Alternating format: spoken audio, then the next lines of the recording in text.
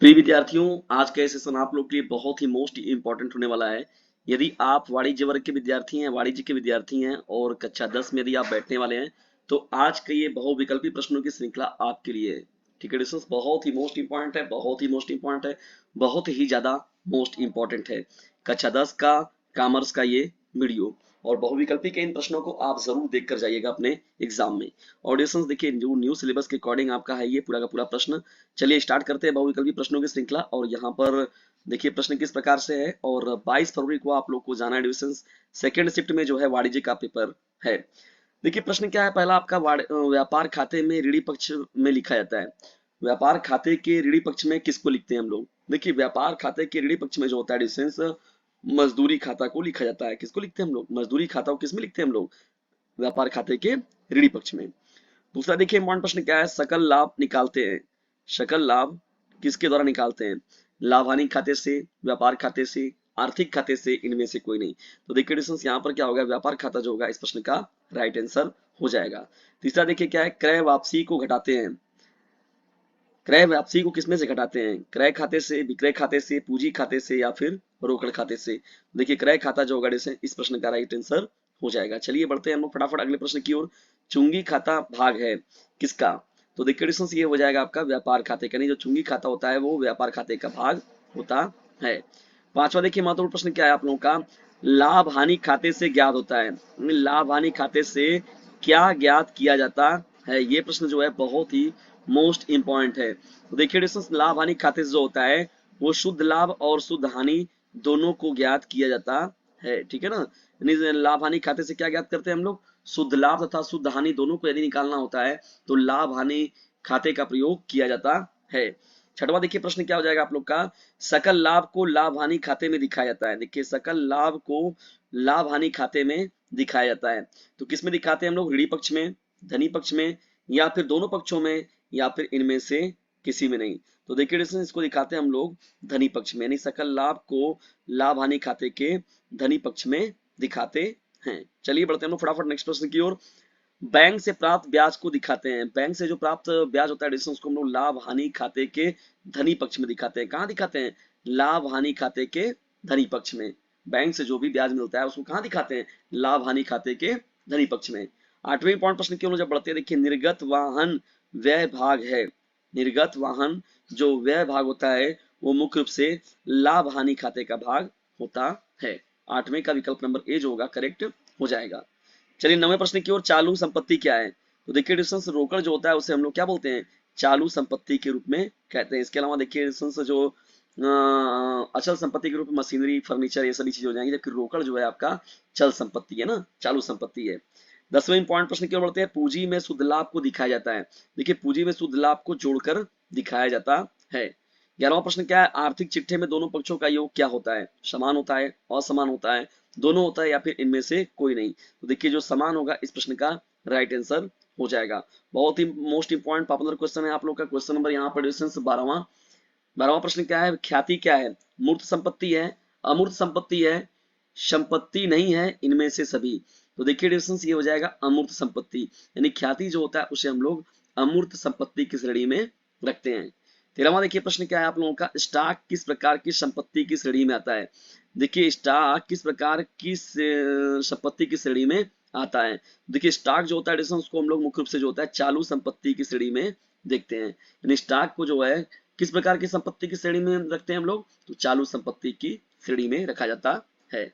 14वां देखिए प्रश्न क्या हो जाएगा, पूंजीगत व्यय को दर्शाया जाता है। पूंजीगत व्यय को जो दर्शाते हैं वो हम लोग दर्शाते हैं लाभ हानि खाते में। ठीक है ना, प्रॉफिट लॉस अकाउंट में इसको रिप्रेजेंट किया जाता है। 15वां देखिए प्रश्न क्या है, भूमि तथा भवन किसी व्यवसाय की कैसी संपत्ति है? भूमि तथा भवन जो होता है वो किसी व्यवसाय की कैसी संपत्ति है? तो देखिए भूमि और भवन जो होते हैं व्यवसाय के बारे में अगर कहा जाए तो ये स्थायी संपत्ति होते हैं। कैसी संपत्ति होती है? स्थायी संपत्ति के रूप में होता है। ठीक है ना।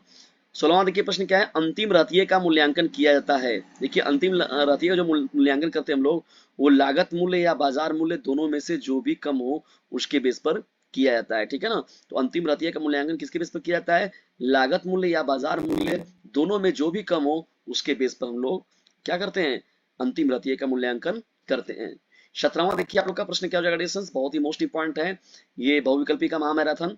अंतिम खाते में बनाया जाता है, अंतिम खाते में क्या बनाते हैं हम लोग? देखिए डिस्टेंस, जो अंतिम खाता होता है उसमें आर्थिक चिट्ठा ही बनाया जाता है, व्यापारिक खाता ही बनाया जाता है, और साथ ही साथ लाभ हानि खाता भी बनाते हैं। तो इनमें से सभी जो ऑप्शन होगा आपका करेक्ट हो जाएगा। देखिए प्रत्यक्ष व्यय क्या है? कार्यालय का किराया, कारखाने का बीमा, वेतन एवं मजदूरी, आंतरिक गाड़ी भाड़ा।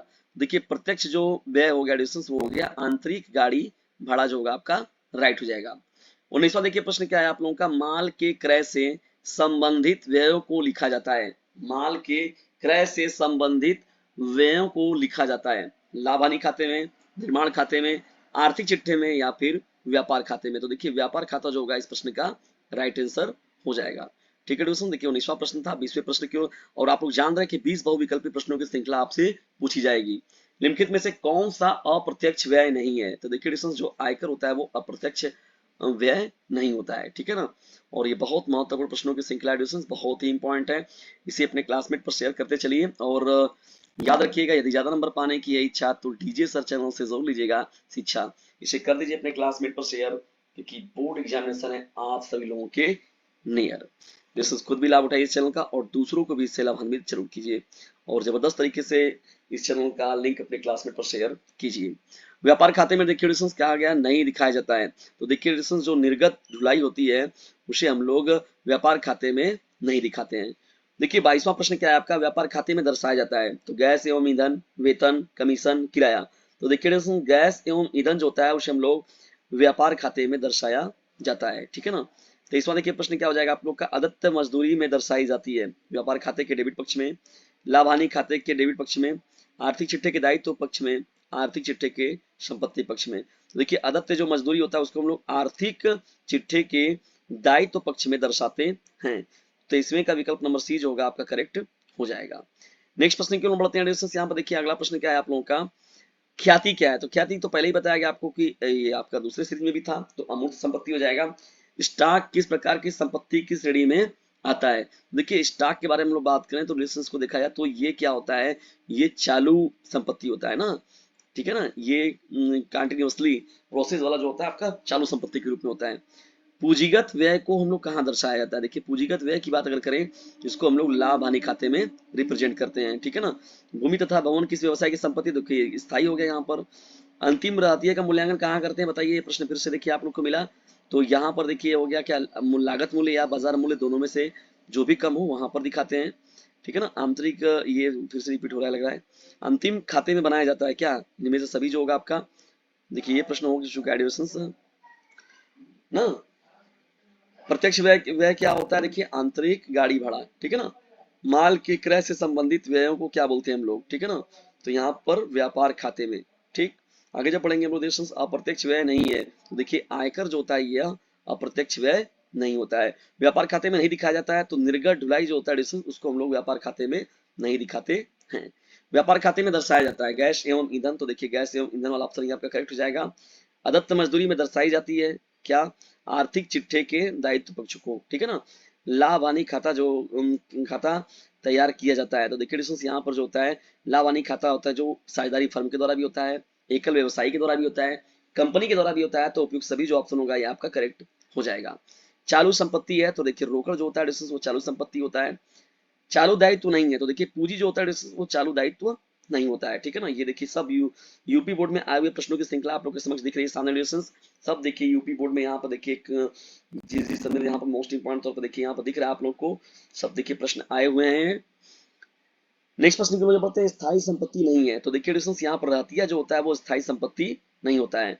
भूमि व भवन किसी व्यापारी की संपत्ति है, कैसी संपत्ति है? स्थायी है। भाई जाहिर सी बात है कि अगर आप भूमि लिए हैं, जमीन लिए हैं और भवन हो गया आपका, तो वो आपके पास स्थिर है, स्थायी है, खाता नहीं है। तो देखिए डिस्टेंस आर्थिक चिट्ठा जो होता है वो खाता नहीं होता है, आर्थिक चिट्ठे में दर्शाया जाता है। देखिए आर्थिक चिट्ठे मुख्य रूप से जो होता है रोकड़ को दर्शाया जाता है। देखिए डिस्टेंस सब लाइन से आया हुआ सन में है ये, और सब इंपॉर्टेंट है, और आप इन प्रश्नों के आने की संभावना भी पूरी की पूरी बनी हुई है। फटाफट से अपने शेयर क्लासमेट में शेयर भी करते चलिए एडमिशन, भले लाइक मत कीजिएगा लेकिन शेयर जरूर कीजिएगा। व्यापारिक व्यय लिखे जाते हैं, तो व्यापारिक व्यय को जो लिखा जाता है वो लाभ हानि खाते में लिखा जाता है। ये आपका आया हुआ प्रश्न एडिशंस। निम्न में से कौन सा स्थायी संपत्ति खाता है? तो देखिए एडिशंस प्लांट एवं मशीन, प्लांट एवं मशीन जो होगा इस प्रश्न का राइट आंसर हो जाएगा। बुनाए गए विपत्रों का दायित्व है, देखिए बुनाए गए विपत्रों का जो दायित्व होता है उसे हम लोग कहते हैं चालू दायित्व के रूप में कहते हैं। क्या कहते हैं? चालू दायित्व के रूप में। 34वां देखिए प्रश्न क्या रोकड़ है, तरल संपत्ति, अचल संपत्ति, स्थायी संपत्ति, इनमें से कोई नहीं। तो देखिए तरल संपत्ति जो होगा इस प्रश्न का राइट आंसर हो जाएगा, ठीक है ना। 34वें का विकल्प नंबर ए। 35वें प्रश्न की ओर जब बढ़ते हैं देखिए क्वेश्चन यहाँ पर, तो इनमें से कौन सा व्यक्तिगत खाता है? देखिए क्वेश्चन जो आहार होता है उसे हम लोग व्यक्तिगत खाता की श्रेणी में रखते हैं। तो इस तरीके से था क्वेश्चन ये प्रश्नों की श्रृंखला। बहुविकल्पी के इन महत्वपूर्ण प्रश्नों की श्रृंखला आप लोग कैसी लगी कमेंट बॉक्स में जरूर बताइएगा। और यदि वीडियो थोड़ा सा भी हेल्पफुल लगा हो तो इसे अपने क्लासमेट पर शेयर जरूर कीजिएगा। और याद रखिएगा अभी नहीं तो कभी नहीं। देखिए सब लाइन से आपका जो है बोर्ड एग्जामिनेशन में आए हुए प्रश्न थे डिस्टेंस, तो इसका भरपूर लाभ उठाइए और दूसरों को भी इससे लाभान्वित जरूर कीजिए। जल्दी मिलते हैं किसी अन्य वीडियो में किसी अन्य टॉपिक के साथ, तब तक के लिए टेक केयर, गुड बाय, जय हिंद, जय भारत।